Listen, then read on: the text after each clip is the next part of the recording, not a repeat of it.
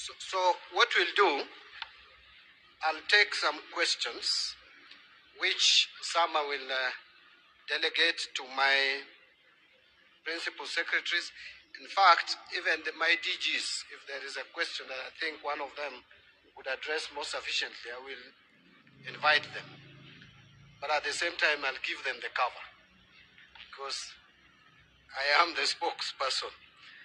But now, because this is just the first among many that we will have, if we can just take maybe 4 questions, I would appreciate. So you'll introduce yourself and the media house, or even if you are general public, you'll tell us you're general public. But I think I'll go for the media. I'll start with you. Your hand was up first. Just give it to him. Then I'll come to you second, 3, 4. Can I see any lady's hand, please? A lady, yes, I'll give you.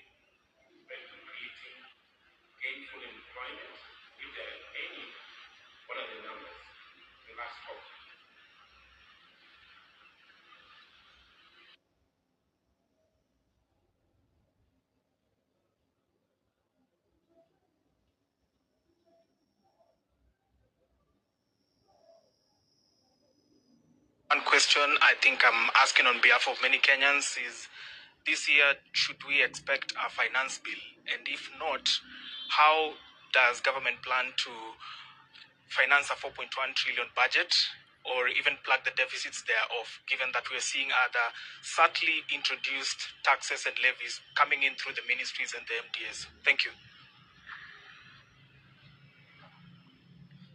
Thank you, Bwana CS. I'm Victor Madala from the Star newspaper.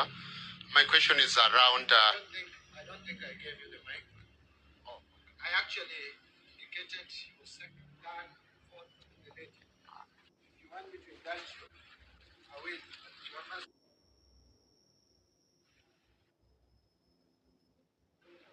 Well, hello. My name is Linda Koske from K24 TV. Bonacius, you talked about, you touched slightly on the dwindling payslip, and I bet everyone was listening to it and listening keenly. But we really wanted to know the tax policies that you're talking about, because you just mentioned that the government is putting in place measures to ensure that this is tackled. But really, Kenyans really want to know how you're going to go about this to cushion them from further raid of the payslip.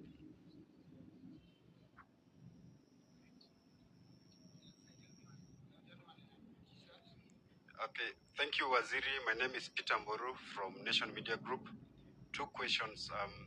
The IMF program is coming to an end this year, and it has been crucial in the budget support previous years. What is the plan by the government? Is there an extension? If there is, what are we looking at?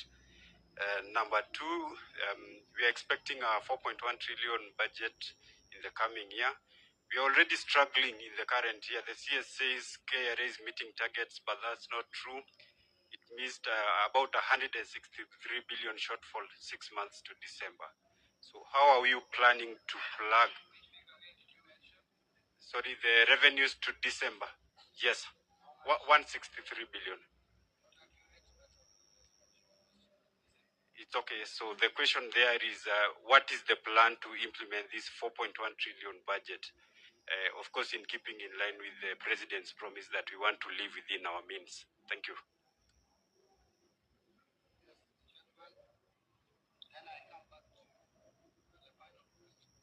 Hello, good afternoon. My name is Zakaria Chege from the general public. I have 3 questions. One, I will direct it to Mr. Waziri. Yes, pardon? Okay, sure. Number one, if I can make it right, you said that from the last year, the GDP dropped from 5.2 to 4.6, if I'm correct. And my question is, what is the Treasury doing to make that GDP to drop substantially? Number two, I will direct it to the PS economic planning. We know everything is about money. So what is the economic planning with respect to the economic advisor to the president, who is Jonathan D?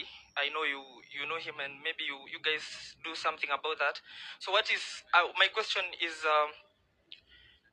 the economy, according to the statistics that the Waziri has given, he is saying that the economy is doing really well, and he has actually given us an example of sugar and other subsidies that are really doing well in terms of the prices going down.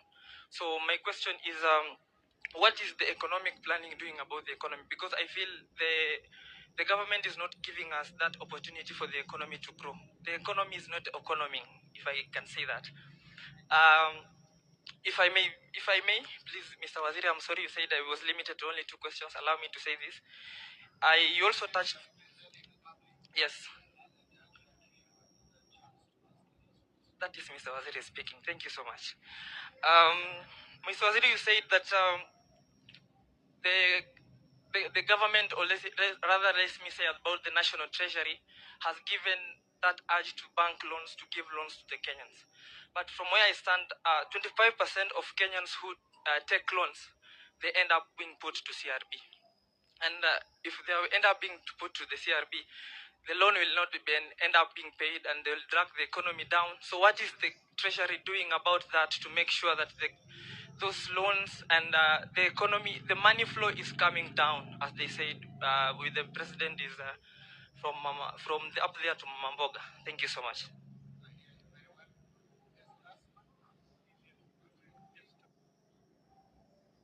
Or you have moved? Oh, okay. You are being strategic. Thank you. Question, executive orders by the U.S. President Donald Trump. We've seen some companies already, NGOs, informing their employees that there is no jobs. What will we, maybe has the National Treasury evaluated the overall implication of those orders to our economy? Thank you.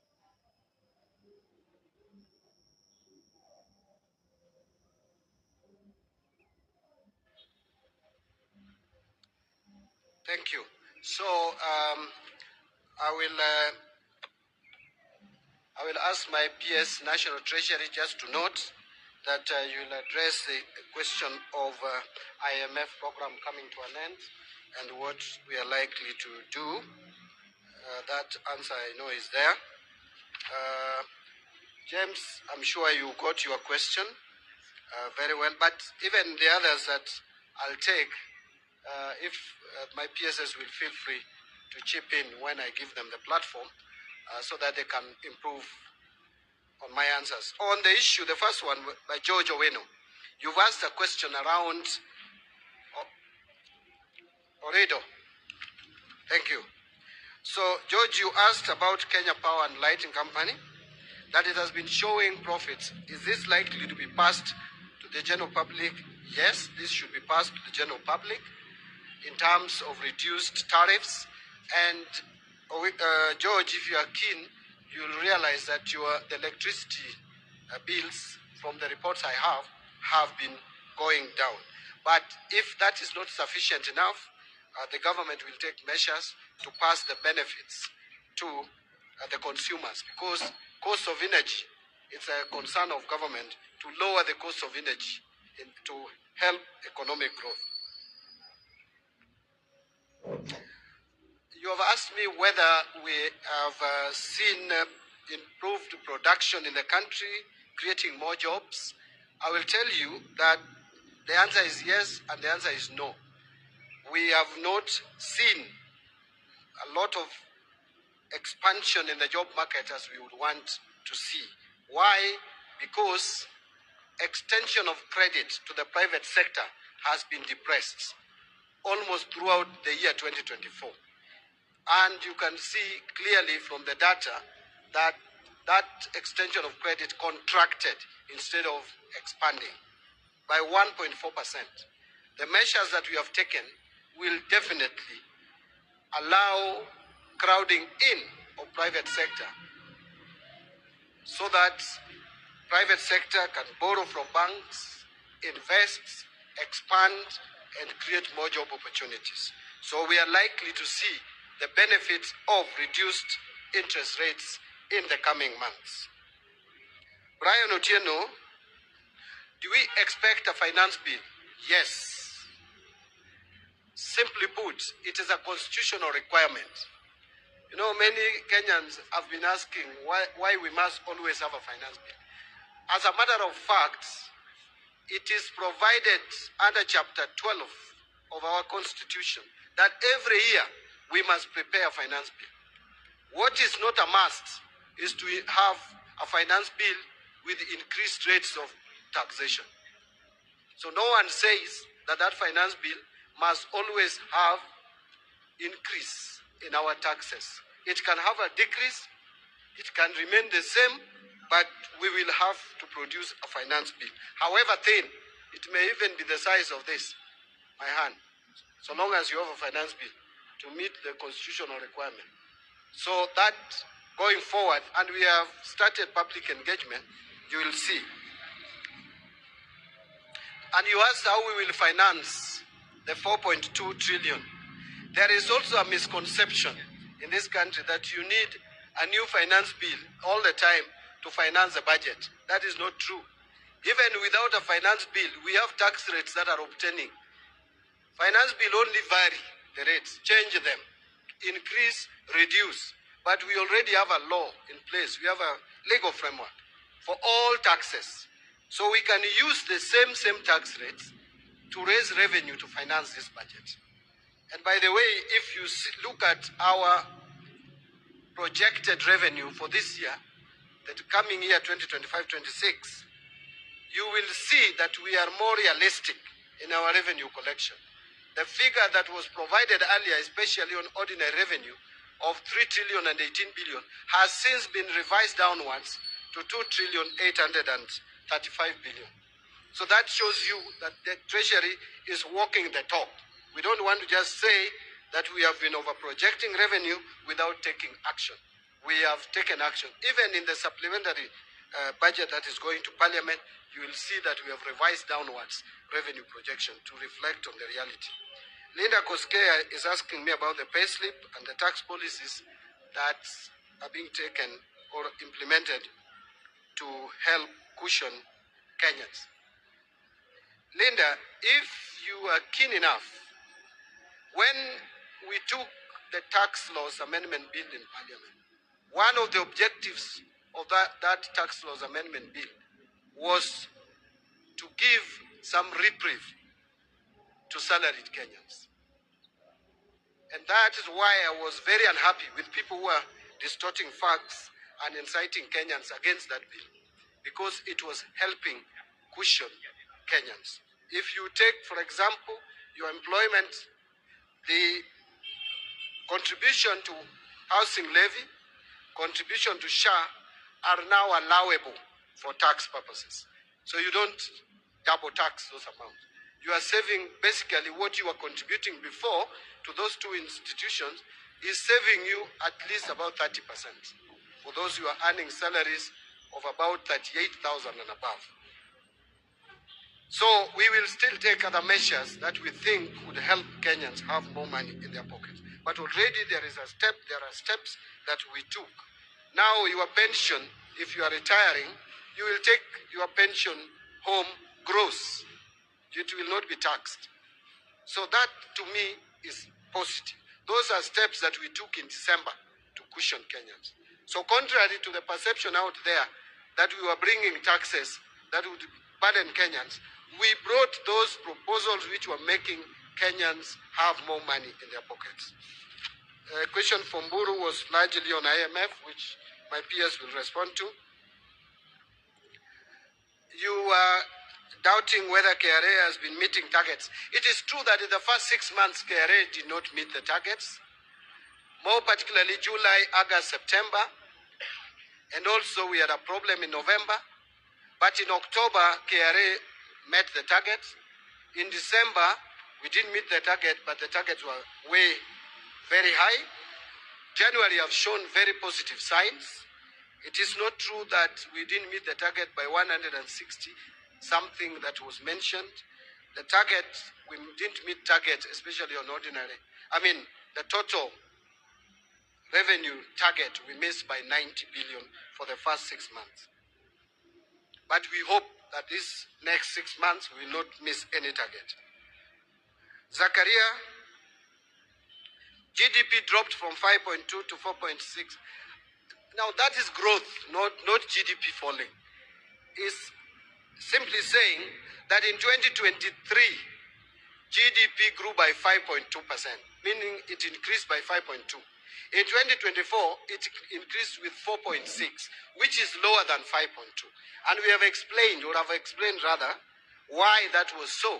The civil unrest for about 3 months, you don't expect economy to grow when people are all over in the streets. People are not doing businesses. So that contributed to that. And that is simply the reason. Economic planning will respond to you. Banks to give loans. Defaulters. One of the ways of reducing defaulting, there are two, in my view. One, reasonable interest rates charged by banks. The moment banks start lowering interest rates, you reduce the rate of default.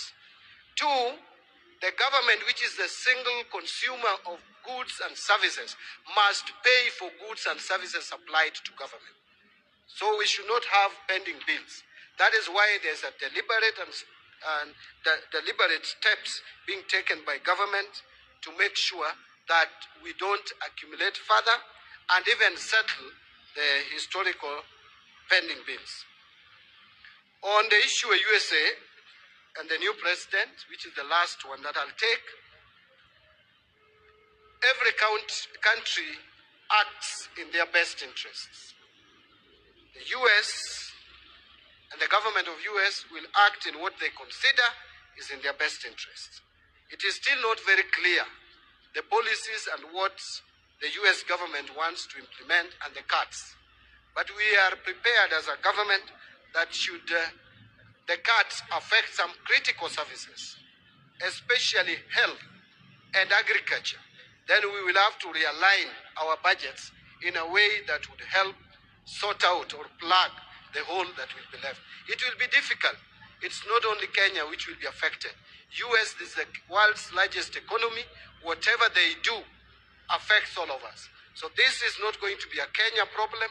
It will be a global problem, but domestically, we must be sufficiently prepared and respond accordingly to make sure that we mitigate the possible effects of those decisions and actions.